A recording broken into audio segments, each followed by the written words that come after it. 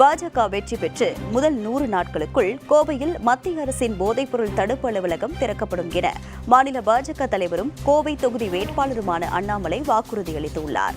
கோவை மக்களவை தொகுதியில் போட்டியிடும் பாஜக வேட்பாளர் அண்ணாமலை சிங்காநல்லூர் சட்டமன்ற தொகுதிக்கு உட்பட்ட தண்ணீர் பந்தல், வினோபாஜி நகர், விலாங்குறிச்சி, சேரன் மாநகர் ஆகிய பகுதிகளில் இன்று பரப்புரை மேற்கொண்டார். அப்பொழுது பேசிய அவர், நடைபெறவுள்ள மக்களவைத் தேர்தலில் பாஜக வெற்றி பெற்று மோடி மீண்டும் பிரதமராக பொறுப்பேற்பார் என்று கூறினார். தங்கள் குழந்தைகளின் எதிர்காலத்தை கருத்தில் கொண்டு தாய்மார்கள் வாக்களிக்க வேண்டும் என்று அறிவுறுத்தினார்.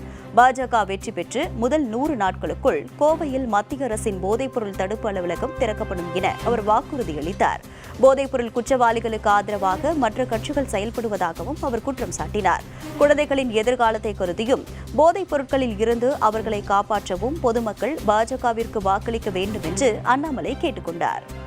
நமக்காக 10 ஆண்டு காலம் கடுமையாக உழைத்து இன்னும் உழைப்பதற்கு தயாராக இருக்கக்கூடிய மோடி அவர்கள் 400 பாராளுமன்ற உறுப்பினர்களை தாண்டி அமர வைக்க வேண்டியது நம்முடைய கடமை என்கின்ற வேண்டுகோளை உங்களுக்கு வைக்கின்றேன். அன்பு சகோதர சகோதரிகள், ஜூன் 4ஆம் தேதியிலிருந்து 100 நாள் முடிவதற்குள்ள கோயம்புத்தூருக்கு நார்கோட்டிக்ஸ் கண்ட்ரோல் பியூரோ, அதாவது போதை தடுப்பு பிரிவு மத்திய அரசுடைய அலுவலகம் கோயம்புத்தூரில் திறக்கப்படும். அது எந்த மாற்று கருத்தும் இல்லை.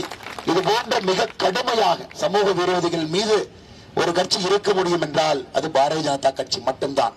ஏன்னா மித்த கட்சியெல்லாம் பாத்தீங்கன்னா சமூக விரோதிகள் கலந்திருக்கிறாங்க. சமூக விரோதிகளுக்கும் கட்சிகளுக்கும் வித்தியாசம் இல்லாம திராவிட முன்னேற்ற கழகம் இருக்கிறது.